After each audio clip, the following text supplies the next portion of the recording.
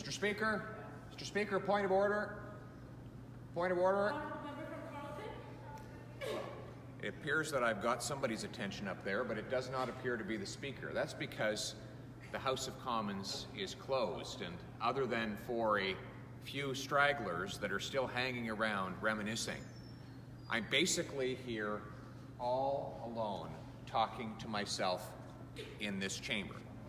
Now, a lot of people will shed tears today, this being the last day that this magnificent chamber will have sat in this particular location. This House of Commons has been here for almost exactly a century, since it burned down in the middle of the Great War. And now it's closing down for renovations, home renovations, as we move to a different location until we resume back here. But while the home is closing down for renovations, the House is not. You see, while people might reminisce about the great things that have happened in this place, Churchill speaking here with his great "some chicken, some neck" speech, right days after the bombing of Pearl Harbor. Or 2 decades later, President Kennedy speaking up there in front of the Speaker as well. Yes, there have been those great moments, and those moments have happened right here in this place. But I'm here with a special message to tell you that it doesn't much matter where the House of Commons meets. It's Christmas time, so about 1 billion people in the world celebrate that the everlasting King was born in a barn. Well, Parliament was born in a field, hence all the green you see around you. It was the farmers, the peasants, the landowners, the commoners who first met in the earliest parliaments among our British ancestors.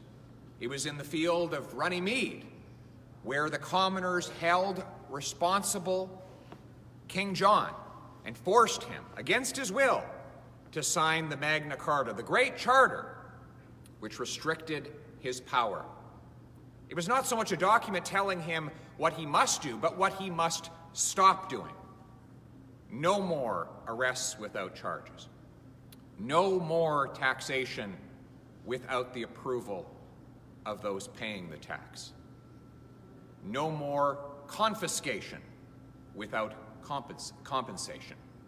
In other words, the early commoners met to restrain the power of the crown. Now, so often people say, "Can't you all just get along in the House of Commons?" Well, you'll see, there are two sides in here. The government at the right hand of the Speaker and the opposition at the left. Two sides, not a semicircle. They were not meant to get along. In fact, they are 2 sword lengths apart because in the old times there was worry for the very safety of the commoners who met here because of the conflicts of words that would turn quickly into conflicts of blows. We are on opposite sides because this is not actually a place of government. This is a place where the commoners restrain the government. We are here not to glorify power, but to reduce it and bring it back down to the ground. That is why the great parliamentary traditions insist that government cannot do what this place of commoners has not allowed it to do. The government cannot spend what Parliament has not approved. It is a place where the mighty are made low, where the most powerful people in the land come for question period. And it is our purpose as opposition to ensure that they tremble each time that they do. We do this not for its own sake, but we restrain the power of the powerful. We ensure that government is limited so that our citizens can be big and strong and free in their own light. And that is why we are here passing laws, because we believe in the rule of law, not the law of rulers. while I am standing here telling you this on the final day of this great chamber all by myself, I think I'm not alone in saying that the commoners will always reign supreme as long as Parliament meets, wherever it meets. Thank you.